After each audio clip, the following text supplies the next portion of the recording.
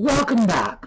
Well, today we are going to talk about what has become of the money I've made on YouTube through not only advertising, but also through my Etsy shop, and what is becoming of what hasn't already gone somewhere.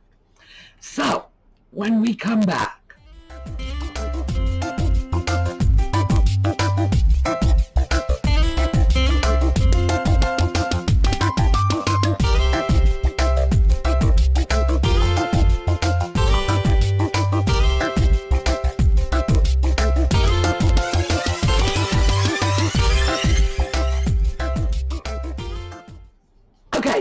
last video, I explained that between the YouTube ads, which was about $12,300 last year, and the Etsy sales, which was almost $10,000, but only about half of that is profit. The rest is expenses involved in the sales, acquiring the items, paying for the shipping, the fees, so on, gave me a total of $17,157. Not bad. And considering the fact that I am not making an effort to maximize the financial opportunities offered through the YouTube channel, I have a different purpose for this. It's very clear to me that if you did want to make YouTube videos and you were interested in maximizing the finances, that you could make a living doing this. No question about it. But I do not see myself as a YouTube personality. I see myself as an educator. So my goals are very different. Having said that, however, I cannot deny that the YouTube revenue came in really handy because, as most of you know, in 2019, a 40-foot oak tree fell on my schoolhouse, tore the roof out, part of the back wall. You'll get a chance to see that. Now, I've done videos about this in the past, but I am going to include a film clip just so you can see how bad it was. Schoolhouse, look up, no roof. So let's start with insurance. The schoolhouse is not a residence, and it couldn't be insured as a house. It had to be insured as an outbuilding, not even a garage, because you can't park a car in it. Well, maybe you could, but I wouldn't advise it. So it's outbuilding insurance, like, your lawnmower shed, basically. So it was underinsured, no two ways around it. And certainly a 40-foot tree falling on the schoolhouse is one of those lightning strike things. In fact, it literally was a lightning strike. The tree was hit by lightning, dropped on the schoolhouse. It's kind of an act of God sort of thing that you just really don't expect in your day-to-day life. Nevertheless, it happened. The schoolhouse was not adequately insured, not because I didn't choose to do it. I got the maximum coverage I could get. It just wasn't up to the challenge of putting a new roof on the schoolhouse. So, $25,000, that's how much it was insured for. The repair estimate from the insurance company was $58,000, so it was less than half.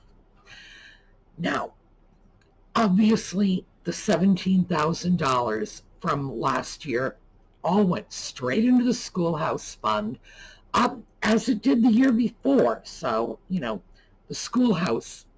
When I make a video, the Schoolhouse gets a check. Basically, that's how it works. So,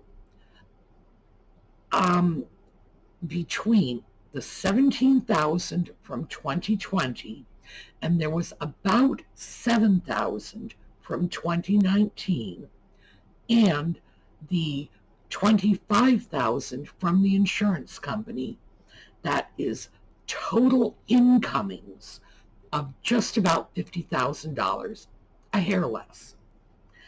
Now, here we're going to talk about the outgoing.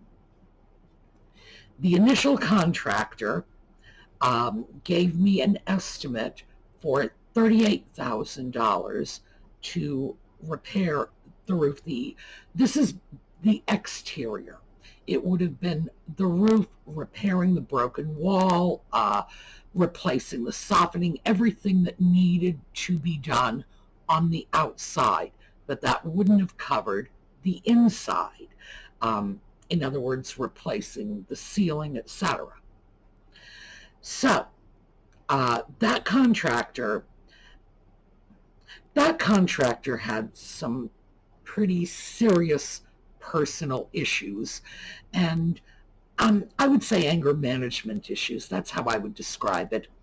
And he walked off the job in a huff more than once.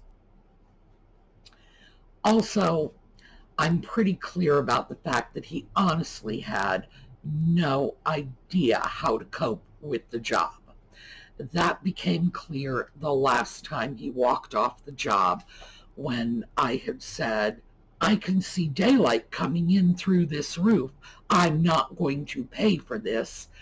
And I was going to say he said to me, but he didn't. He actually texted me and said, you're supposed to see daylight coming in through the roof. And I thought, you can't even talk to somebody who's going to say something like that to you. So he is no longer working on the project. I have a new contractor in. And I did a video on China a couple of weeks ago. In the background, you probably heard a lot of banging and power tools going off. That's the new contractor. So I have a lot of confidence in the new contractor. I think we're going to get things going. However, first contractor got $30,000. And I ended up having to have a lot of his work redone. So we'll talk about that in a little bit. After the initial expenses, $30,000 that were supposed to be putting up a new roof, I had to have landscaping done as well. A 40-foot oak tree coming over in your yard leaves a massive crater when the tree is removed, and I'm sure you'll recall the videos of the tree being removed. Heavy equipment had to be brought in. It was just a huge undertaking. I was very fortunate. I have Mennonite neighbors, and 2 congregations of Mennonites came in with their farm equipment, because these are not professional tree removers. These are Mennonite farmers, and they brought in tractors, and I don't know very much about farming, but they brought in farm equipment and used it to get up on the tree and tear it down, cut it up in pieces, so on and so forth. 3 tractor trailer loads of wood was taken out.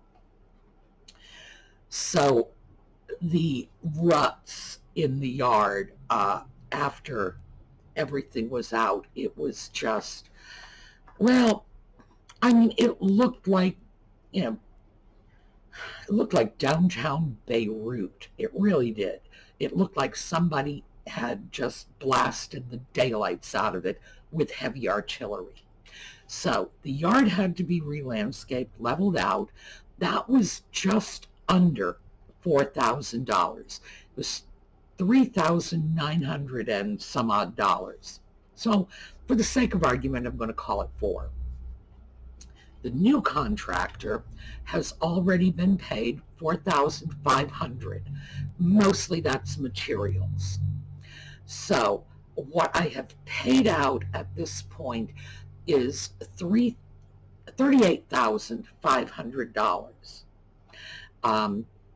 And the balance in the Schoolhouse fund is $11,446.57, which is right on target. That's the $25,000 from the insurance company, $17,000 from 2020, and another $7,000 from 2019. So that's where all the money is. Still $11,000 in the account.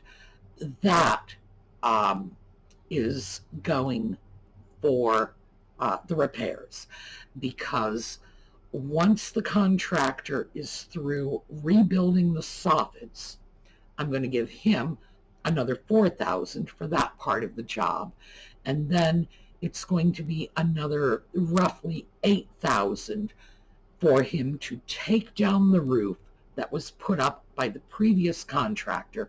That's the roof where you can see daylight coming through it, and then put up a new roof.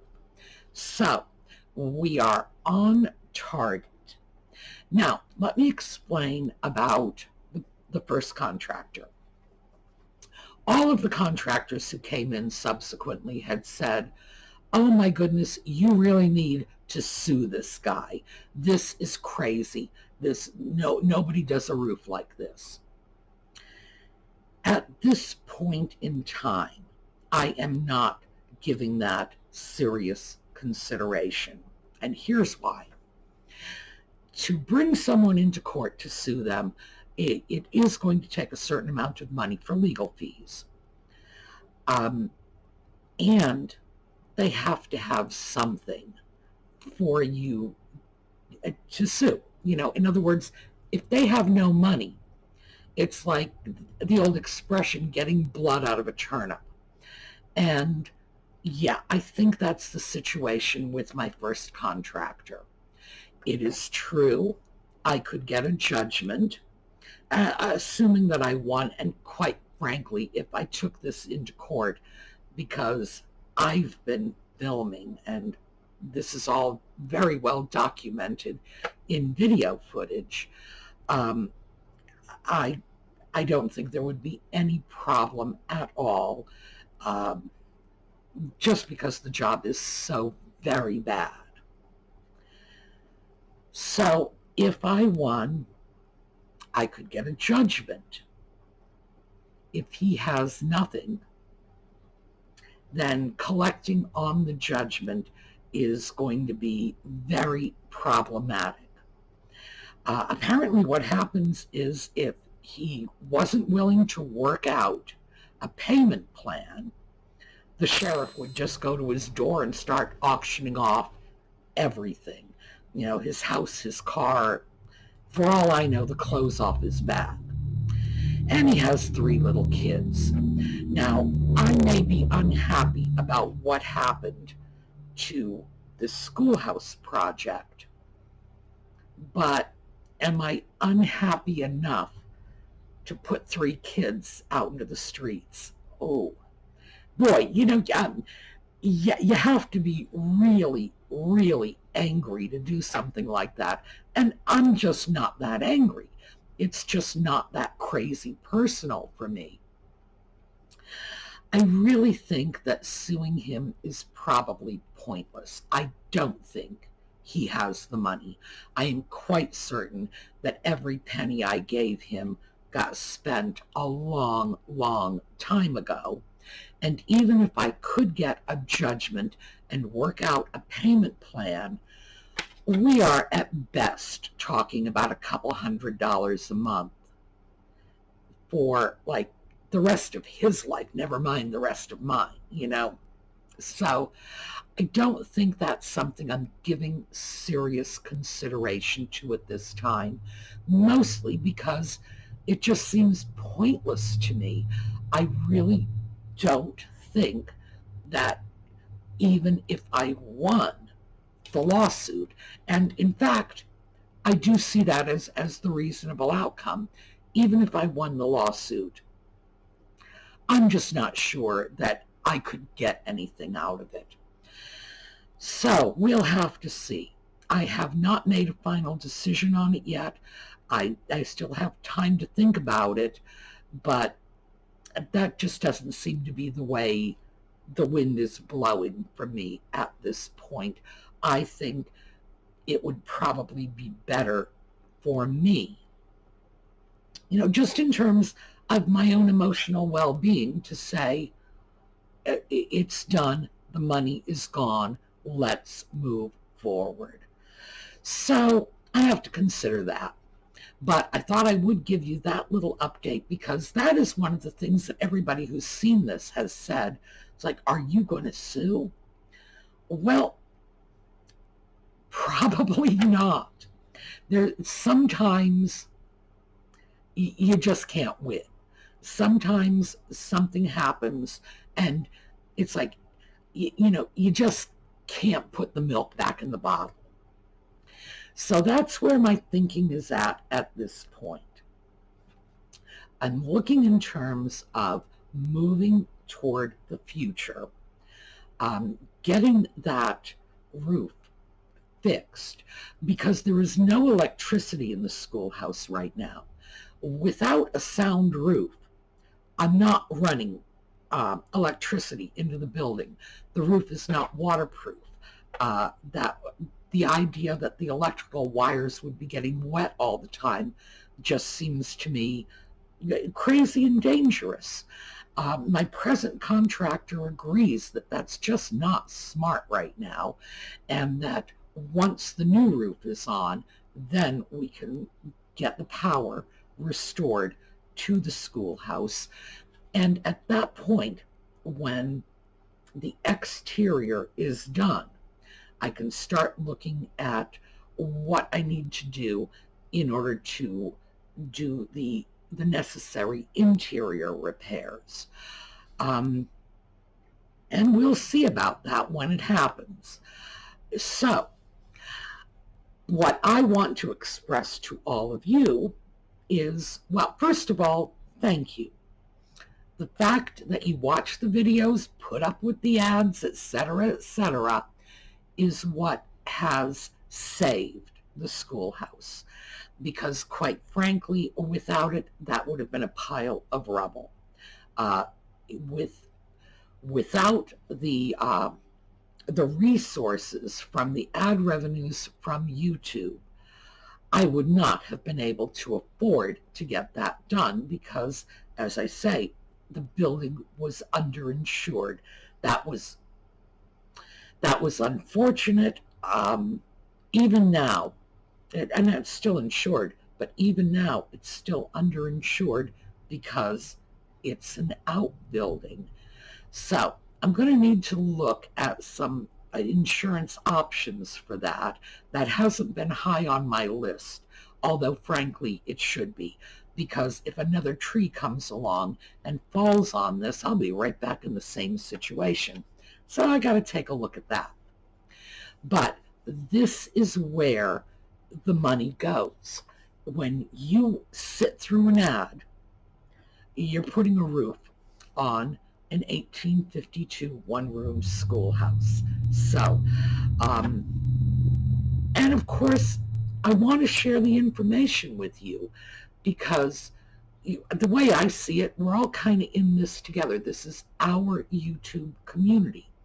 Yes, it's my schoolhouse, but you all have some interest in this because you're helping to pay for it. When you watch an ad, that's what is helping to put that roof up. So, yeah, in a very real sense, this is our community at work. In Cumberland County, there are probably about 8 of these schoolhouses left.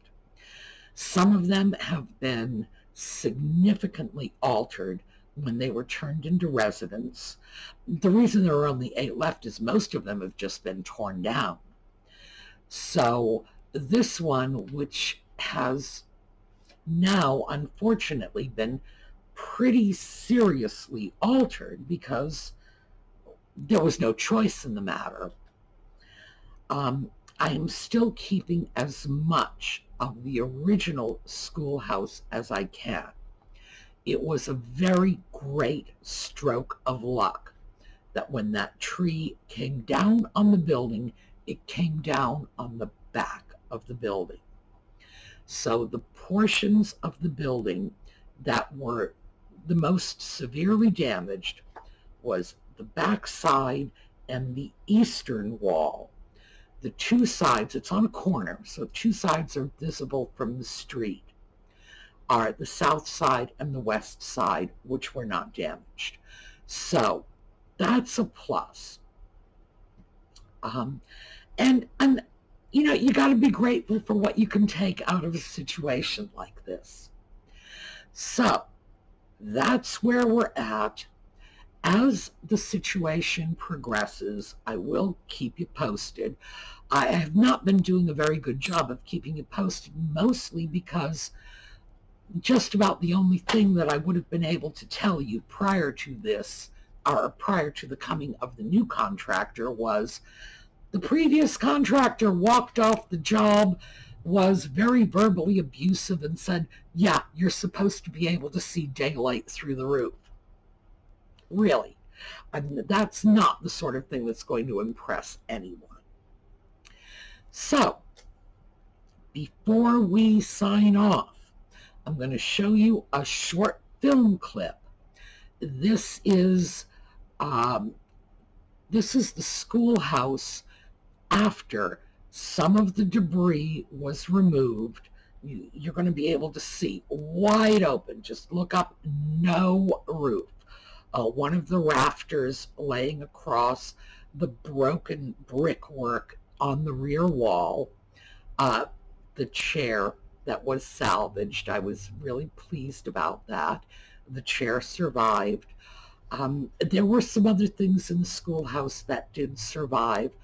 Almost nothing that was stored at the rear portion of the schoolhouse made it out alive. I was very lucky that things like my china were stored on the other undamaged side. That was, like I say, you know, you grab your goodies where you can. That was a really lucky break. So I'm going to show you that. And this afternoon, I was going through my file of viewer pics. That's what my little file is called. When you send me pictures, I keep a file. And a lot of you have sent me pictures of your pets, squirrels. Yeah, I got squirrel pictures in there too. Hummingbirds, whatever. So I put together a little slideshow of your pictures. And these are not all of the pictures. Believe me, if I made a film of all of the pictures, that'd probably run for a whole half hour. But this is like a 2-minute film clip that I'm going to show after I show the schoolhouse pictures. And this is just people's pets. Cats and dogs and birds and squirrels. And I think we've even got a praying mantis in there. Just some goodies to keep us smiling. All right. So, thank you all so very much for being with me. And thank you all for having been with me for the last 1.5 years. As I say, this is what has enabled me to save the schoolhouse. And I should mention, by the way, do this before I go. The schoolhouse is the Mount Zion Schoolhouse. That's what it was in 1852. It was a 1-room schoolhouse. The teacher at this schoolhouse was paid $8 a month. That was in those pay figures came from the 1920s, $8 a month, because at that point, it was one of the largest one-room schoolhouses. I don't mean physically. Physically, they were all the same size. They had these little schoolhouses scattered all over the county, and they were all built on the same plan, but the largest in terms of student population, because I think they had something like 22, 26 students. Anyway, so the teacher made $8 and change a month. So this was one of the high-paid teachers, and it was a man, by the way, and at least in the 1920s. So Mount Zion Schoolhouse, that's what it is. When I eventually get the roof back up, I think one of the first things I'm going to do to celebrate is find myself a good sign painter and have a sign painted up, Mount Zion Schoolhouse, 1852, just to sort of give it its own little cachet. I should also mention that my schoolhouse, I, as the owner, am prevented in the deed from serving malt or spirituous liquor on the property. It's written right into the deed, or having religious services here. It's in the deed. And that's another thing I'm going to do. I'm going to copy out that section of the deed, frame it, and tack it on the door. It's like, yes. One of the great things about old buildings like that is they have their own little personalities. And my schoolhouse is clearly a teetotaler. All right, let's take a look at a little film clip of what the schoolhouse looked like when some of the rubble was removed, not all of it, as you will see. And then we're going to finish up with some happy little pet pictures, and I will see you all tomorrow. Okay, road trip time. Now, what we have here is what's left of the schoolhouse. And as you can see, a huge amount of the rubble has been removed, but we still have some issues. Take a look at that beam. That beam, by the way, is an awful lot bigger in person than it is on film. A tremendous amount of stuff survived. Really remarkable. And the construction crew is currently cleaning out the debris and sorting out a lot of my useful, valuable stuff. We're going to go outside. I'm going to show you one of the pieces I was the most worried about, and it did, in fact, survive. So, let's just keep it going. Oh, this pile out here had formerly been inside the schoolhouse. So as you can see, they're making huge progress. Now, let's step out. And you have all seen this piece before. This is the chaise bras. That's the piece that it took me years to identify, simply because I was putting the wrong information in the search engines. And look, we survived. Hallelujah. All right, more updates later.